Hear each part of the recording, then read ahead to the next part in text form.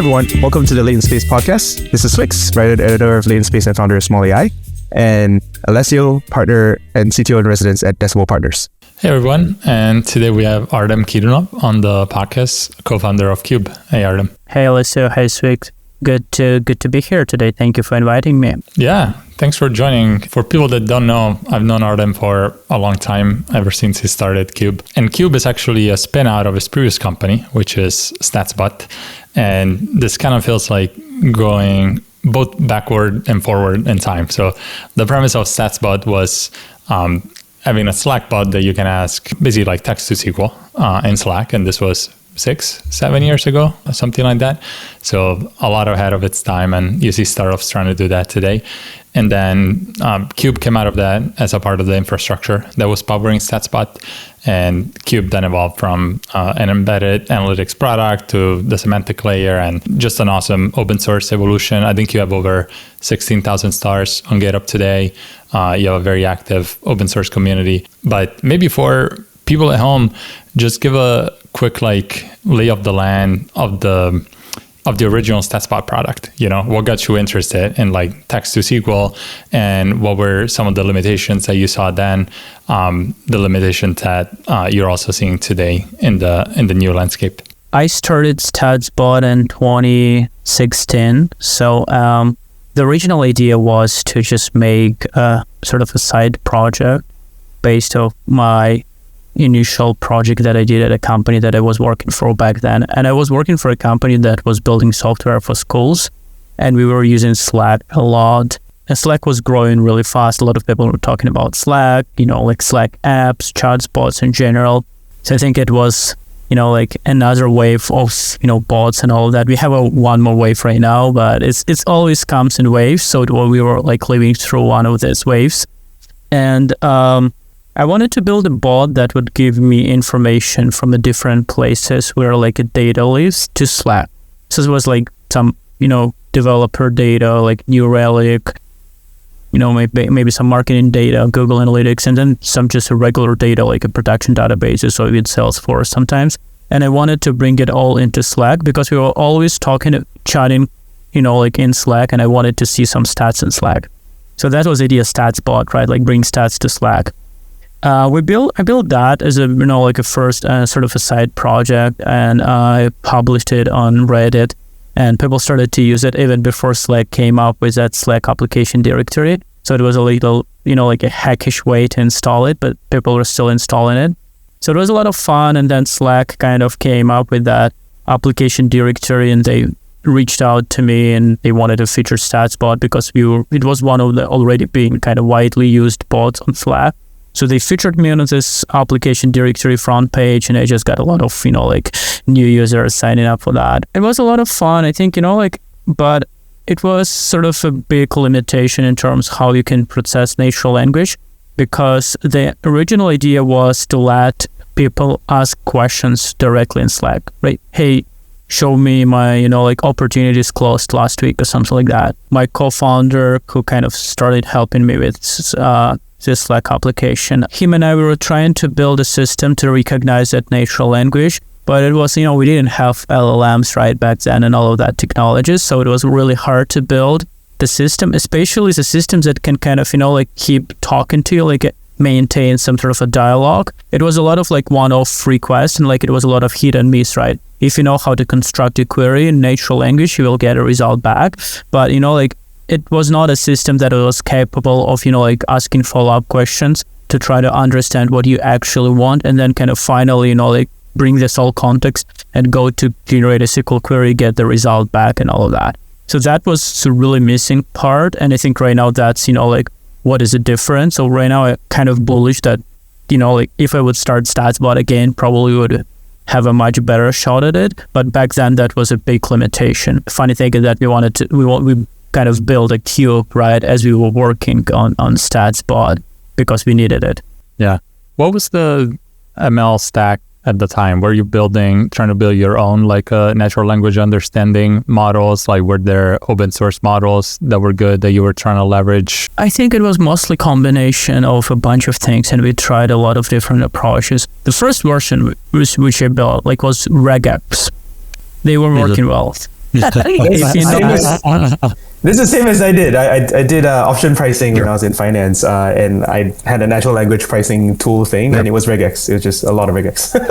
Yeah. And my co-founder joined me, Pavel. He's much smarter than I am. He's like PhD in math, all of that. And he started to like do some stuff that was like, I was like, no, you just do that stuff. I don't know, like I can do regex. And, like he started to do like some models and trying to either, like look at what that we had on the market back then, or, like try to build a different sort of, kind of models. Again, we didn't have any foundation back in place, right? We wanted to build something that, like we wanted to try to use existing math, obviously, right? But it was not something that we can take the model and, try and run it. I think in 2019, we started to see more like of stuff, like ecosystem being built, and then it eventually kind of, resulted in all this LLM, like what we hear right now. But back then in 2016, it was not much, available for just the people to build on top. It was some academic research, right, kind of been happening, but it was like very, very early, for something to actually be able to use.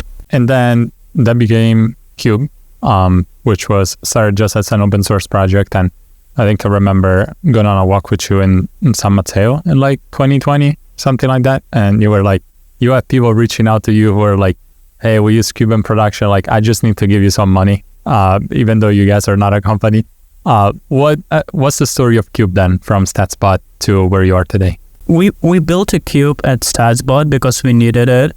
It was like the whole Statsbot stack was that we first tried to translate the natural sort of language query into the some sort of multidimensional query. It's like we were trying to understand, okay, people wanted to get active opportunities, right? What does it mean? Is it a metric? Is it what a dimension here? Because usually in analytics, you always, like try to reduce everything down to the sort of, like a multidimensional framework. So that was the first step. And that's where, like it didn't really work well because all this limitation of us not having foundational technologies. But then from the multidimensional query, we wanted to go to SQL. And that's what was semantic layer and what was Cube essentially. So we built a framework where you would be able to map your data into this concept, into this metrics.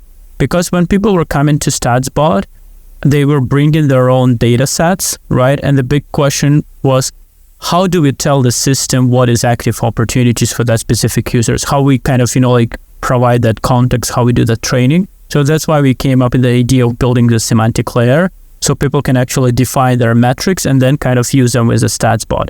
So that's how we built a Cube. But at some point, we saw people started to see more value in the Cube itself, like kind of building the semantic layers and then using it to power different types of the application. So in 2019, we decided, okay, it feels like it might be a standalone product and a lot of people want to use it. Let's just try to open source it. So we took it out of Statsbot and open sourced. Can I make sure that everyone has the same foundational knowledge? The concept of a cube is not something that you invented. I think, not everyone has the same background in analytics and data that all three of us do. Maybe you want to explain like OLAP cube, hypercube, anything, whatever the brief history of cubes. Right. I'll try, there's like a lot of like Wikipedia pages and like a lot of like a blog post trying to go into academics of it. So I'm trying to like cubes according to you. Yeah. It's just so when we think about just a table in a database, the problem with the table, it's not a multidimensional, meaning that in many cases, if we want to slice the data, we kind of need to result with a different table, right? Like think about when you're writing a SQL query to answer one question. SQL query, it always ends up with a data, with a table, right? So you write one SQL, you got one. Then you write to answer a different question, you write a second query. So you kind of getting a bunch of tables. So now let's imagine that we can kind of bring all these tables together into multi-dimensional table. And that's essentially a cube. So it's just like the way that we can have measures and dimensions that can potentially be kind of, like used at the same time from a different angles. And so initially, a lot of your use cases were more, BI related, but you recently released a LangChain integration. There's obviously more and more interest in again, using these models to answer data questions. So you've seen the ChatGPT code interpreter, which is renamed as like advanced data analysis. So what's kind of like the future of like the semantic layer in AI? You know, what are like some of the use cases that you're seeing, and why do you think it's a good strategy to make it easier to do now the text-to-SQL you wanted to do 7 years ago? Yeah, so I mean, when it started to happen, I was just like, oh my God, people are now building Statsbot with Cube. They just have a better technology for, like natural language. So it made sense to me, like from the first moment I saw it. So I think it's something that,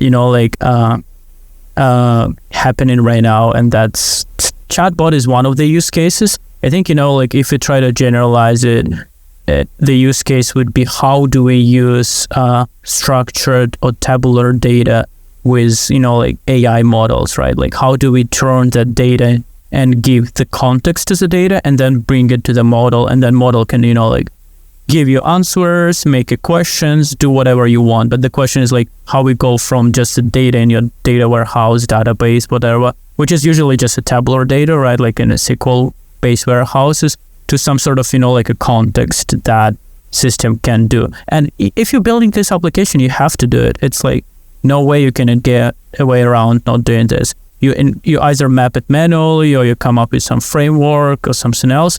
So our take is that, and my take is that semantic layer is just really good place for this context to live, because you need to give this context to the humans, you need to give that context to the AI system anyway, right? So that's why you define metric once, and then, like you teach your AI system what this metric is about. What are some of the challenges of using tabular versus language data, and some of the ways that having the semantic layer kind of makes that easier maybe? I feel like, imagine you're a human, right? And you going into like, you're a new data analyst at a company, and just people give you a warehouse with a bunch of tables, and they tell you, okay, just try to make sense of this data. And you're going through all of these tables, and you're really like trying to make sense without any, like additional context, or like some columns, like in many cases they might have a weird names. Sometimes, if they follow some like a star schema or like a Kimball style dimensions, maybe that would be easier because you would have facts and dimensions column. But it's hard to understand and kind of make sense because it doesn't have descriptions, right? And then there is like a whole like industry of like a data catalogs exist, because the whole purpose of that to give context to the data so people can understand that. And I think the same applies to the AI, right? Like, and the same challenge is that if you give it pure tabular data, it doesn't have this sort of context that it can read. So you sort of need to write a book or like essay about your data and give that book to the system so it can understand it. Can you run through the steps of how that works today? So the initial part is like the natural language query. Like, what are the steps that happen in between to do model to semantic layer to SQL, and all that flow? The first key step is to do some sort of indexing. So that's what I was referring to, like write a book about your data, right? Like describe in a text format what your data is about, right? Like what metrics it has, dimensions, what is the structures of that, what a relationship between these metrics, what are potential values of the dimensions. So sort of, like build a really good index as a text representation, and then turn it into embeddings into your, like a vector storage. Once you have that, then you can sort of, like provide that as a context to the model. I mean, there are like a lot of options, like either fine tune or, like sort of in context learning, but somehow kind of give that as a context to the model, right? And then once this model has this context, it can create a query. Now, the query, I believe, should be created against semantic layer, because it reduces the room for the error. Because what usually happens is that your query to semantic layer would be very simple. It would be like, give me that metric grouped by that dimension, and maybe that filter should be applied. And then your real query for the warehouse, it might have like a 5 joins, a lot of different, like techniques, like how to avoid fan out, fan traps, chasm traps, all of that stuff. And the bigger query, the more room that the model can make an error, right? Like even sometimes it could be a small error, and then, like your numbers is going to be off. but making a query against semantic layer, that sort of reduces the error. So the model generates a SQL query and then it executes it against semantic layer. And semantic layer executes it against your warehouse and then sends result all the way back to your application, and then can be done multiple times, because what we were missing with Statsbot, this ability to have a conversation, right, with a model. Like you can ask question and then system can do a follow-up questions, then do a query to get some information, additional information. Based on this information, do a query again. And sort of, it can keep doing this stuff and then eventually maybe give you a big report that consists of a lot of data points. But the whole flow is that it knows the system, it knows your data because you already kind of did the indexing, and then it queries semantic layer instead of a data warehouse directly. Maybe just to make it a little clearer for people that haven't used a semantic layer before, you can have definitions like revenue, where revenue is like select from customers and join orders and then sum of the amount of orders, but in the semantic layer, you're kind of hiding all of that away. So when you do natural language to Cube, it just select revenue from last week, and then it turns into a bigger query. One of the biggest difficulties around semantic layer for people who've never thought about this concept before, this all sounds super neat until you have multiple stakeholders within a single company who all have different concepts of what a revenue is. They all have different concepts of what active user is, and then they'll have revenue revision 1 by the by the sales team, and then revenue revision 1 accounting team or tax team. I don't know. I feel like I always want semantic layer discussions to talk about the not so pretty parts of the semantic layer, because this is where effectively you ship your org chart in the semantic layer. I think the way I think about it is that at the end of the day, semantic layer is a code base. And in Cube, it's essentially a code base, right? It's just a set of YAML files with Pythons. I think code is never perfect. We know that. We're like software engineers, right? It's never going to be perfect. You will have a lot of, revisions of code. We have a version control, which helps it easier with the revisions. So I think we should treat our metrics and and semantic layer as a code, right? And then collaboration is a big part of it. If there are multiple teams that sort of have a different opinions, let them collaborate on the pull request, and discuss that, why they think that should be calculated differently, have an open conversation about it, when everyone can just discuss it, like an open source community, right? You go on a GitHub and you talk about why that code is written the way it's written, right? It should be written differently. And then hopefully at some point you can come up, to some definition. Now, if you still should have multiple versions, right? It's a code, right? So you can still manage it. But I think the big part of that is that we really need to treat it as a code base. Then it makes a lot of things easier, not as spreadsheets, like a hidden Excel files. The other thing is then having the definition spread in the organization, versus everybody trying to come up with their own thing. But yeah, I'm sure that when you talk to customers, there's people that have issues with the product, and it's really 2 people trying to define the same thing. One in sales that wants to look good, the other is the finance team that wants to be conservative, and they all have different definitions. How important is the natural language to people? So obviously, you guys both work in modern data stack companies either now or before.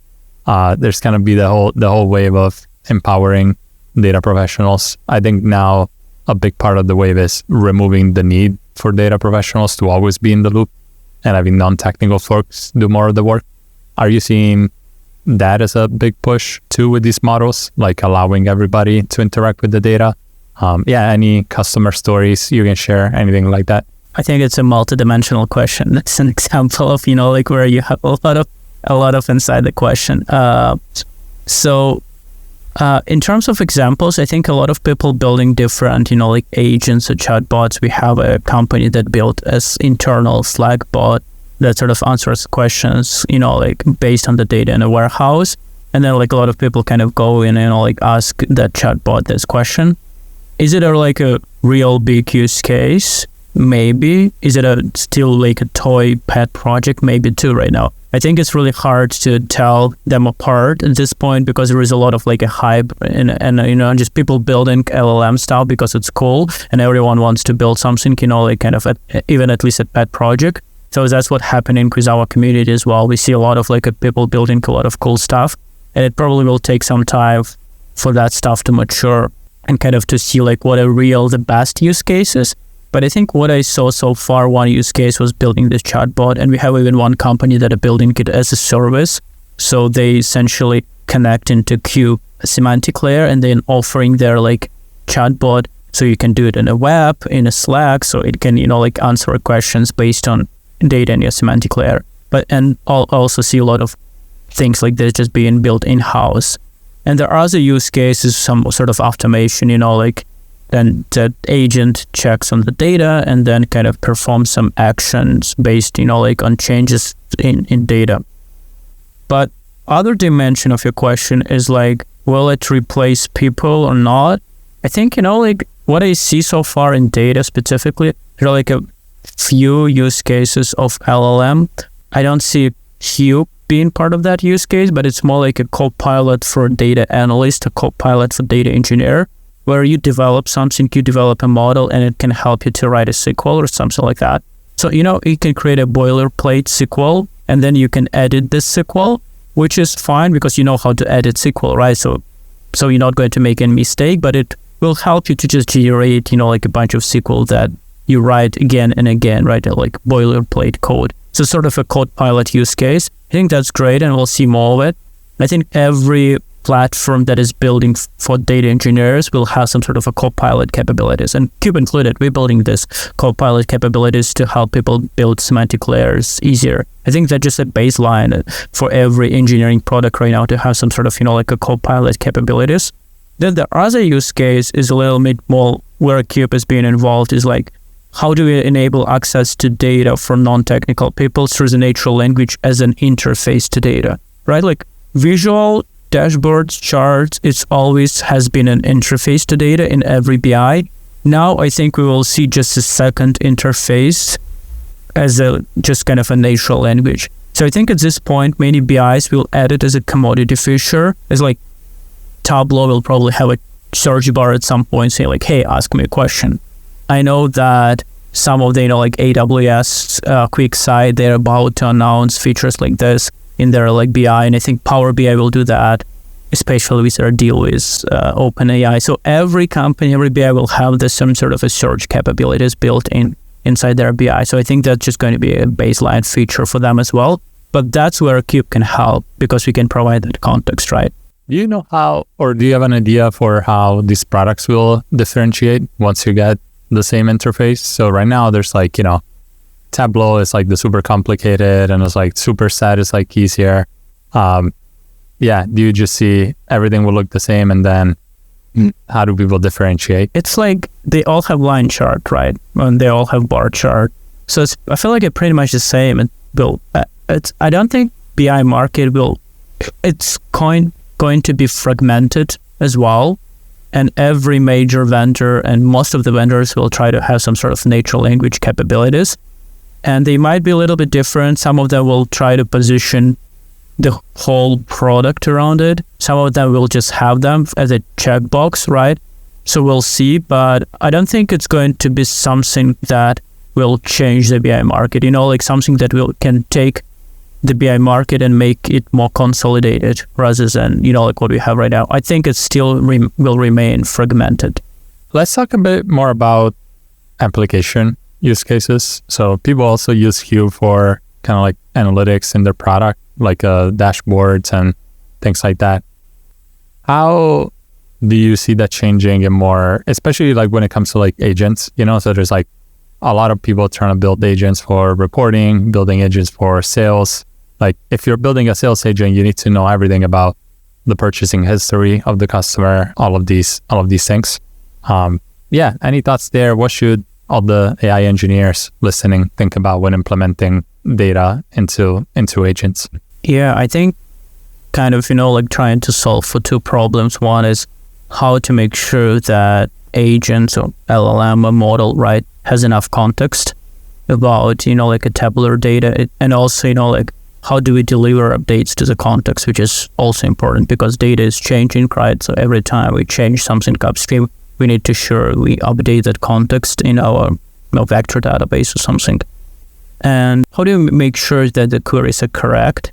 I think it's obviously a big pain in this all, like AI kind of, like a space right now. How do we make sure that we don't, provide the wrong answers? But I think, like kind of be able to reduce the room for error as much as possible. That what I would look for, like to try to like minimize potential damage. And then, I feel like our use case, like for Cube, Cube been used a lot to power sort of customer-facing analytics. So I don't think the much is going to change. Is that I feel like, again, more and more products will adopt natural language interfaces as sort of a part of their product as well. So we would be able to power this business to not only, like the charts, visuals, but also some sort of, like a summaries. Like probably in the future, you're going to open the page with some sort of stats and you will have a smart summary kind of generated by AI. And that summary can be powered by Cube, right? Like because the rest is already being powered by Cube. We had Linus from Notion on the pod, and one of the ideas he had that I really like is kind of like thumbnails of text, kind of like how do you like compress knowledge and then start to expand it. A lot of that comes into dashboards, where like you have a lot of data, you have like a lot of charts, and sometimes you just want to know, hey, this is like the 3 lines summary of it. Exactly. Makes sense that you want to power that. So how are you thinking about, the evolution of like the modern data stack in quotes, whatever that means today? What's like the future of what people are going to do? What's the future of like what models and agents are going to do for them? Do you have any thoughts? I feel like modern data stack sometimes is not very it's obviously big crossover between AI, like ecosystem, AI infrastructure ecosystem, and then sort of a data. But I don't think it's a full overlap. So I feel like when like I'm looking at a lot of like what's happening in a modern data stack, right? Like where like we use warehouses, we use BIs, different like transformation tools, catalogs, like data quality tools, ETLs, all of that.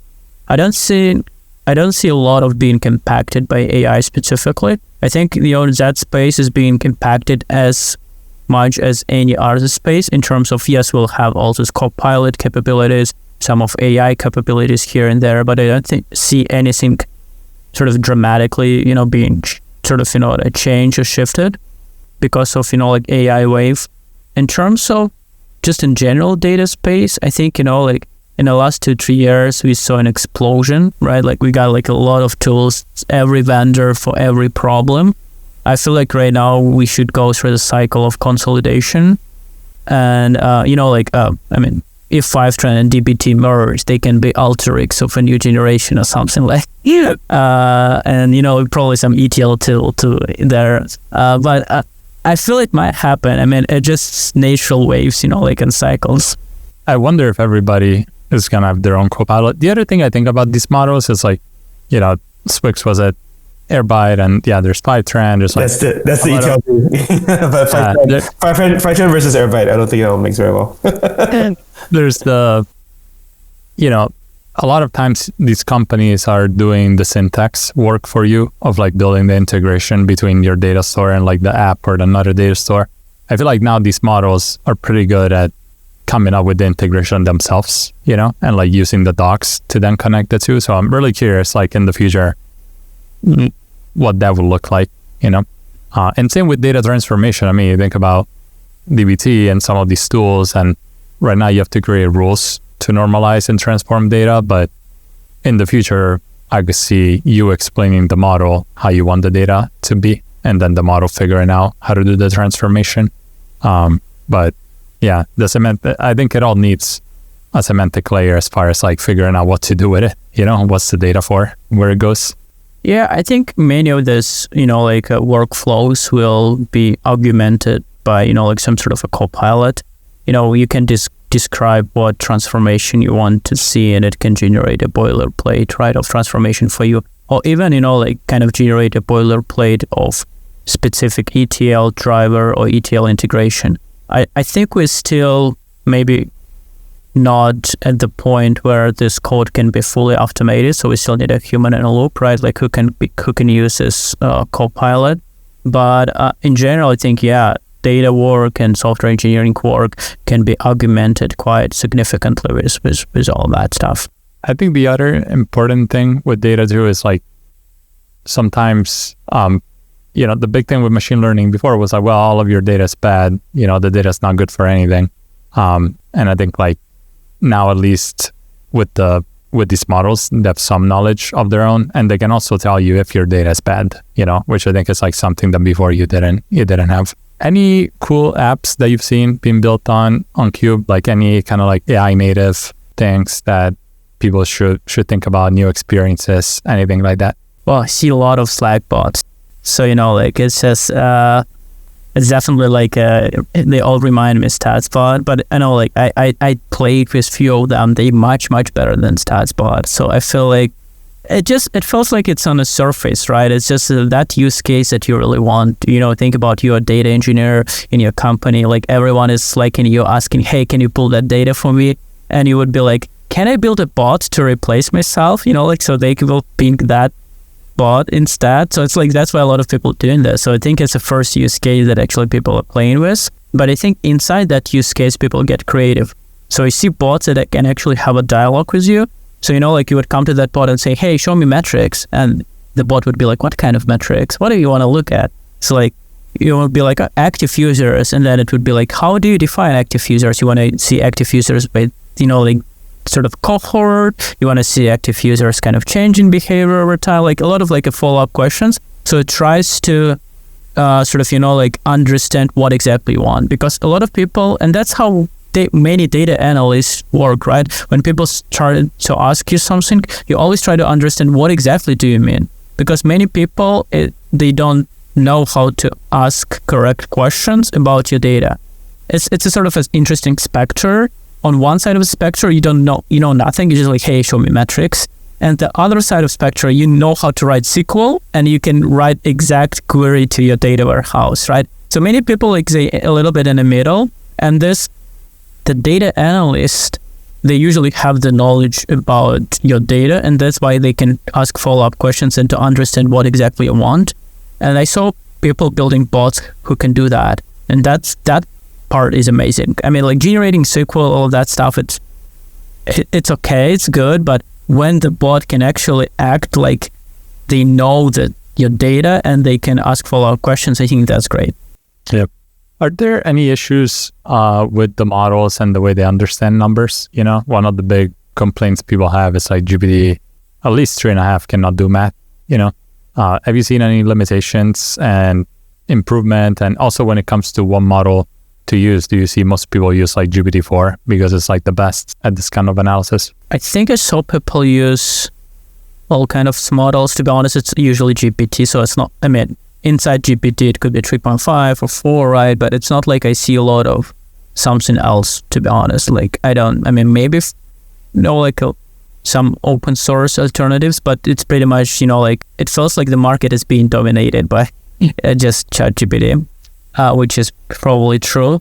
In terms of the problems, I think I've been chatting about it with a few people. So they try just kind of, if math is required to do math, outside of, ChatGPT itself. So it would be like some additional Python scripts or something.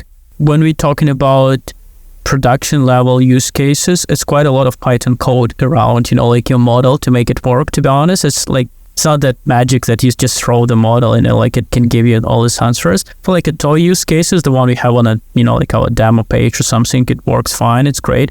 But, if you want to do like a lot of post-processing, do a math on your own, you probably need to code it in Python anyway. That's what I see people doing. Mm-hmm. Yeah. We heard the same from Harrison at LangChain, that most people just use OpenAI. We did a OpenAI's no mode emergency podcast, and it was funny to just see the reaction that people had to that and how hard it actually is to break down some of the monopoly. What else should people keep in mind, Artem? You're kind of at the cutting edge of this. If I'm looking to build a data-driven AI application, I'm trying to build data into my AI workflows. any mistakes people should avoid, any tips on the best stack to use, what tools to use? I would just recommend going through to warehouse as soon as possible. I think a lot of people feel that MySQL can be a warehouse, which can be maybe on like a lower scale, but like definitely not from a performance perspective. So just kind of starting with a good warehouse, a query engine lakehouse, that's probably like something I would recommend. Starting from a day zero, and there are like ways to do it very cheap with open source technologies too, especially in the lakehouse architecture. I think, I'm biased obviously, but using a semantic layer, preferably Cube, and for, like a context. And other than that, it's just like I feel it's a very interesting space, like in terms of AI ecosystem. I see a lot of people using LangChain right now, which is great, and we build an integration. But I'm sure the space will continue to evolve, and we'll see a lot of interesting tools, and maybe some tools would be a better fit for a job. I'm not aware of any right now, but it's always interesting to see how it evolves. Also, it's a little unclear, how all the infrastructure around actually developing, testing, documenting, all that stuff will kind of evolve too. But again, it's just really interesting to see and observe, what's happening in the space. Okay, so before we go to the lightning round, I wanted to ask you on your thoughts on embedded analytics. And in a sense, the kind of chatbots that people are inserting on their websites and building with LLMs is very much sort of end user programming or end user interaction with their own data.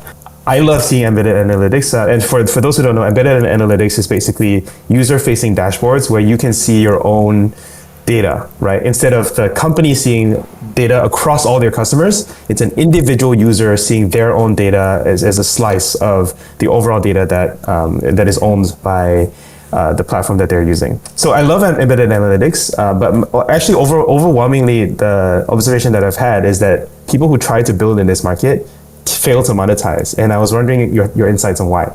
I think overall, the statement is true. It's really hard to monetize, in embedded analytics. That's why at Cube we excited more about our internal kind of BI use case, or companies are building, a chatbots for their internal data consumption or internal workflows. Embedded analytics is hard to monetize because it's historically been dominated by the BI vendors, and we still, see a lot of organizations are using BI tools as vendors. So, and what I was talking about, BI vendors adding natural language interfaces, they will probably add that to the embedded analytics capabilities as well, right? So they would be able to embed that too. So I think that's part of it. Also, if you look at the embedded analytics market, the bigger organizations, the big gets, they're really more custom, it becomes. And at some point, I see many organizations, they just stop using any vendor and they just kind of build most of the stuff from scratch, which probably, the right way to do. So it's sort of, you got a market that is very kept at the top.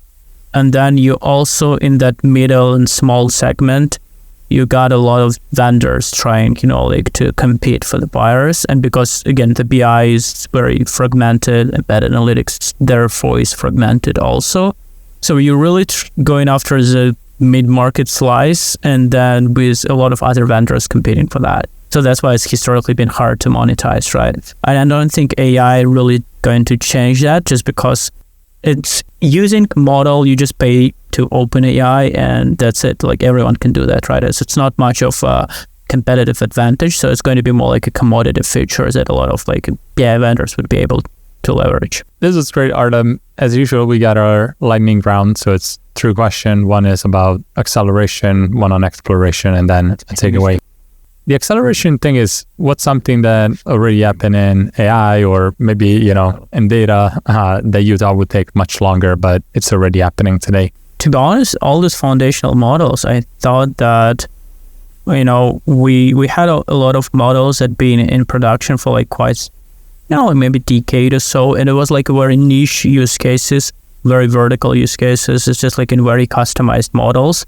And even when we were building Statsbot back then in 2016, right? It was even back then we had some natural language models being deployed, like a Google Translate or something that was, it still was a sort of a model, right? But it was very customized for that specific use case. So I thought that would continue for like many years. We will use AI, we'll have all these customized niche models. But then with like foundational model, they like very generic now. They can serve many different use cases. So I think that is a big change. And I didn't expect that, to be honest. And the next question is about exploration. What is one thing that you think is the most interesting unsolved question in AI? I think AI is a subset of software engineering in general, and it's sort of connected to the data as well. And in software, because software engineering as a discipline, it has quite a history. We build a lot of processes, like toolkits and methodologies, how we approach that, right? And now AI, I don't think it's completely different, but it has some unique traits, like it's quite much not idempotent, right? From many dimensions. So, and like other traits, so which kind of may require a different methodologies, may require different approaches in a different toolkit. I don't think how much is going to deviate from a standard software engineering. I think many sort of, tools and practices that we develop or software engineering can be applied to AI. And some of the data best practices can be applied as well. But it might be a very interesting subfield. Like we got a DevOps, right? Like it's just a bunch of tools, like ecosystem. So now like AI is kind of, feels like it's shaping into that with a lot of its own, like methodologies, practices and toolkits. So I'm really excited about it, and I think it's a lot of sort of like unsolved still question. Again, how do we develop that? How do we test? Like what is the best practices? What is the methodologies? So I think that would be an interesting to see. Awesome. And then a final message. You have a big audience of engineers and technical folks. What's something you want everybody to remember, to think about, to explore? It's just being who try to build a chatbot, like for analytics back then. And kind of, like looking at what people do right now, I think, just do that. I mean, it's working right now. So it's with foundational models, it's actually now it's possible to build all those cool applications. I think, I'm so excited to see, how much changed in the last 6 years or so that we actually now can build a smart agent. So I think that's sort of, like a takeaways. And we are, as humans in general, we really move technology forward, and it's fun to see, it's just a firsthand. Well, thank you so much for coming on, Artem. This was great.